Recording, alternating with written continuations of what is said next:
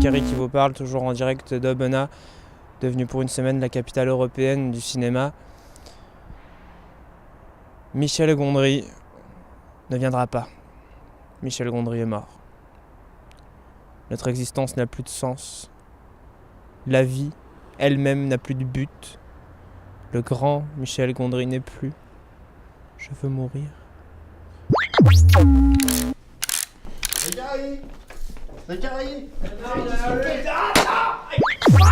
Wilfried, je te déteste, je te hais, regarde ce que t'as fait de moi. Michel Gondry est mort, tu comprends, j'avais plus envie de vivre. Mon existence n'a plus aucun sens et maintenant je ressemble à François Cluzet. Je te déteste, je te hais. Je vous déteste tous. Attends, me touche pas. Et mon café là, il est où? J'avais commandé un café, Adrienne, elle devait me chercher un café. Adrienne! Il est où mon café? Mais c'est moi le café. Je suis John Café. C'est comme le café, mais ça s'écouille pas, ouais. Je veux dire. 186, 186, 186, 186 quoi? 186, 186, 186, trombone, 186, 186, 186, VERN, 186. VERN, Un mutant. Tu fais partie des nôtres, Clara. Tu es un mutant, comme nous, comme moi. Tu m'entends quand je te parle. Alors, va me chercher une bière. Une bière. Vite, j'ai soif. Va me chercher une bière. Allez, va me chercher une bière. Va me chercher une bière. Va me chercher une bière. Va me chercher une bière. Va me chercher une bière. Ça va? T'as besoin de quelque chose? Non. Laisse tomber, c'est rien.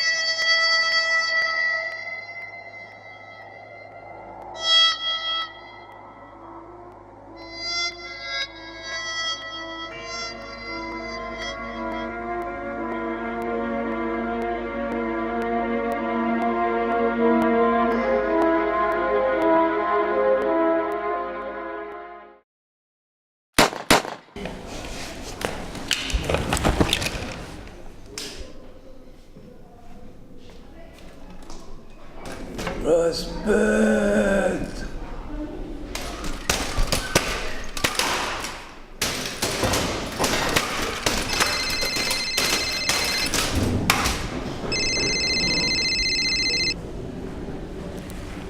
Allô?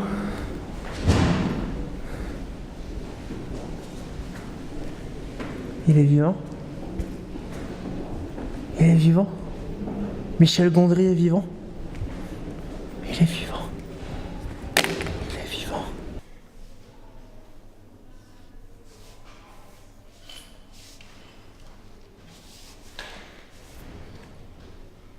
Il est vivant. Cours, Zachary, cours. Vivant! Vivant! Vivant! Vivant! Vivant! Vivant!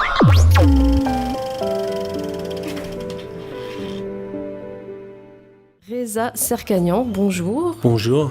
Donc vous venez à Aubenas pour ces rencontres avec le film Noces éphémères. Donc c'est un film qui a été tourné en Iran, c'est votre pays d'origine. Ce film, c'est, on va dire, une chronique familiale qui au début se passe vraiment à l'intérieur d'une famille, d'une maison familiale, et puis qui au cours du film s'ouvre et cette famille va partir.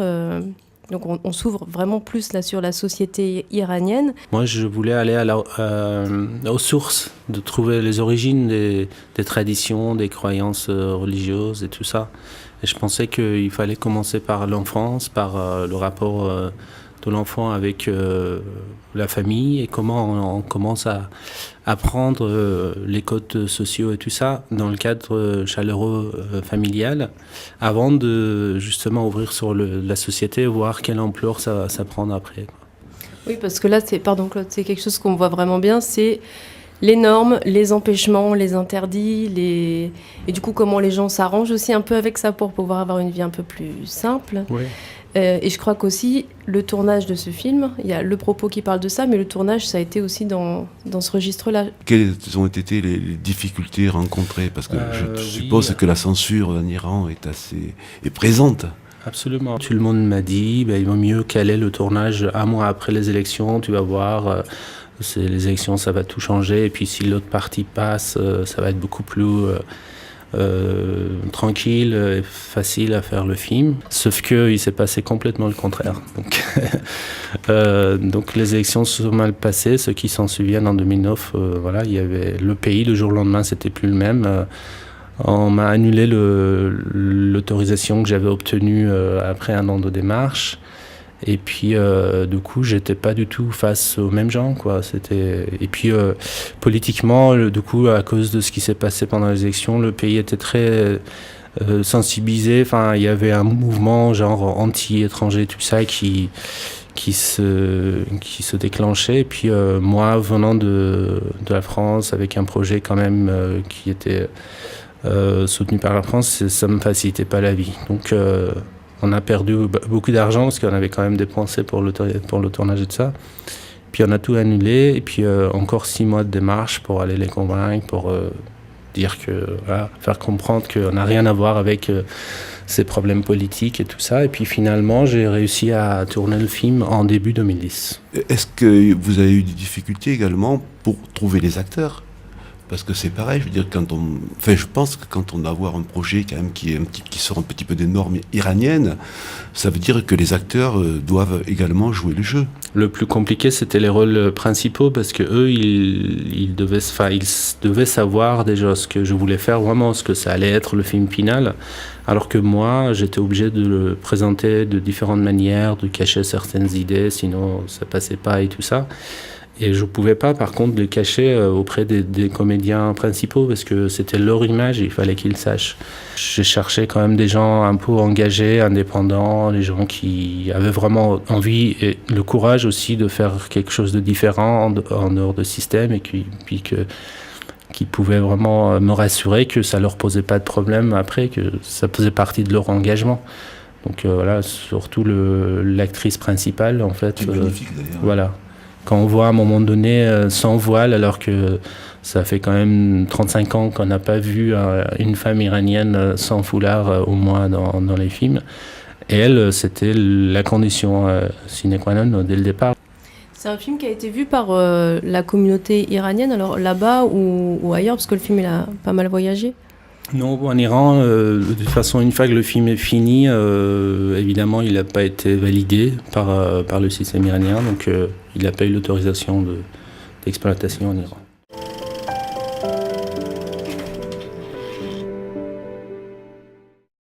Bonjour, ici Sandra Duteuil, toujours en direct d'Aubenas pour la question du jour.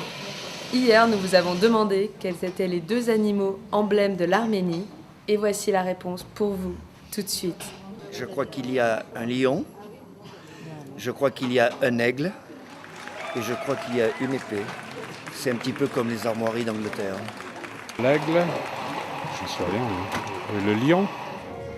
Et maintenant, la nouvelle question du jour. Aujourd'hui, nous allons nous intéresser à Jean Gabin, qui en plus d'être un très grand acteur, jouait d'un instrument de musique qu'il emportait partout avec lui. De quel instrument s'agit-il? Je le vois bien jouer de la trompette. De la flûte. Un harmonica. C'était un violoncelle. Un harmonica. Une guitare. Harmonica. Je sais pas, la guitare. Le piano. La guitare. De l'hélicon. Pom, pom, pom, pom. Violon. Ouais, il joue de la batterie. De la flûte traversière.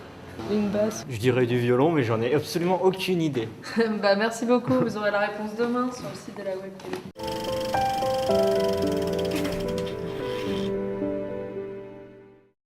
J'aurais envie déjà pour commencer de demander quel est exactement ton rôle sur ce film. I understand your question. You're asking exactly what is my role as a production designer for a movie like this. En quelques mots, peut-être qu'il précisera un peu plus tard. Donc, son rôle, c'est de mettre en place l'idée créative en coordination avec le réalisateur et le directeur de la photographie pour interpréter le scénario. In a visual way. It's like I usually think Il aime dire qu'en fait, c'est une sorte de conversation qui commence avec le scénario pour rendre en fait cette conversation avec le réalisateur visuel. C'est un architecte de formation et donc il doit prendre en considération à la fois le côté artistique et à la fois interpréter tous les éléments du décor qui vont venir compléter cette conversation. Avez-vous utilisé des méthodes numériques dans le tournage pour réinventer des décors, etc. Ou est-ce que c'est vraiment un tournage à l'ancienne avec éventuellement des effets spéciaux qui sont faits à l'ancienne? Well, we did before doing A Royal Affair, the same team, we did another film called The Islands of Lost Souls, where we did everything digital creatures, everything. So when we started this one, we said to each other, no green screen, no digital effects. But of course, it's not possible. La même équipe, en fait, avant Royal Affair, a tourné donc l'île des âmes perdues, où là, tous les décors sont numériques. Et ils ont dit au début de celui-là, bon, cette fois-ci, pas de numérique, pas de fond vert, c'est terminé. Bon, en réalité, c'est pas si simple. Par exemple, le château de Copenhague a brûlé 2 fois, donc ils ne pouvaient pas l'utiliser. Et donc, toutes les périodes mises bout à bout, il lui a fallu 2 ans et demi pour trouver le château qu'il fallait. Il a cherché en France, autour de Paris, en Allemagne. Ça lui a pris tout ce temps-là pour trouver le château qu'il fallait. Traveling to find the castle we could use. And in the end, of course, this has it's art historical challenge because le défi, c'était de manière artistique et historique de respecter en fait la période de l'histoire et en fait rester proche de la réalité architecturale danoise qui est apparemment le rococo. Et donc ils ont trouvé ça en République tchèque. Sinon, en fait, tout l'intérieur du château, les chambres, les bureaux, etc., c'est fait dans des studios à l'ancienne. The bedrooms and chambers studies are all made in the studio, like in the old days. And there's a point because it became in the end a large work le plus dur finalement, ça a été avec toutes ces choses très compliquées qu'il a fallu assembler, c'était de pouvoir rester simple, de donner quelque chose de simple, avec de l'émotion.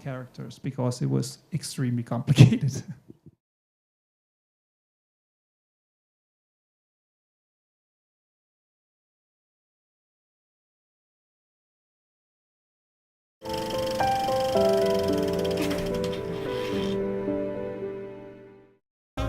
J'ai commencé à en garder quelques-uns, comme ça, sans trop y penser. C'est devenu une passion, et maintenant c'est une obsession. Je les veux tous.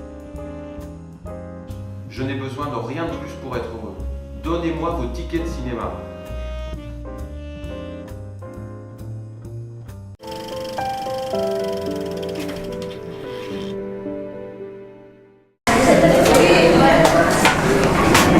Je voudrais une place pour le film Tumo. Sûrement pas, vous avez vu votre nez et vos cheveux gras, c'est dégueulasse, sortez de là. C'est quoi cette manière? Je vous demande juste une place. Ça m'intéresse pas, partez. Vous avez vu votre bonnet? Sortez de là. Non. Partez, je veux pas savoir ce que vous voulez. Alors, des places pour Tumo, s'il vous plaît. Vous avez moins de 25 ans? Oui, bonjour, je voudrais une place pour Tue-moi, s'il vous plaît. C'est 30 francs. Ouais, 30 francs? Non, c'est pas un cinéma familial ici, vous pouvez partir. Attendez, ça fait 3 films où je suis refoulé. Salut mec, tu nous as gardé nos places? Bah, bien évidemment. Ok, bah allez-y. Allez, ciao. Non, pourquoi non? Je viens de vous expliquer. Non mais oui mais enfin je comprends pas, il y a respectable, je veux dire on est des gens respectables, on a le droit d'y aller quand même. Non, on veut pas, vous avez des jeux trop longs. Non, pourquoi? Jurassic Park, c'est pas ici, dégagez. Ah bah c'est dommage, il y a vraiment rien à faire. Bah si, vous pouvez partir.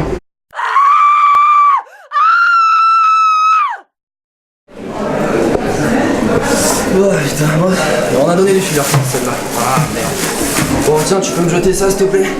Merci. Bon à la semaine prochaine.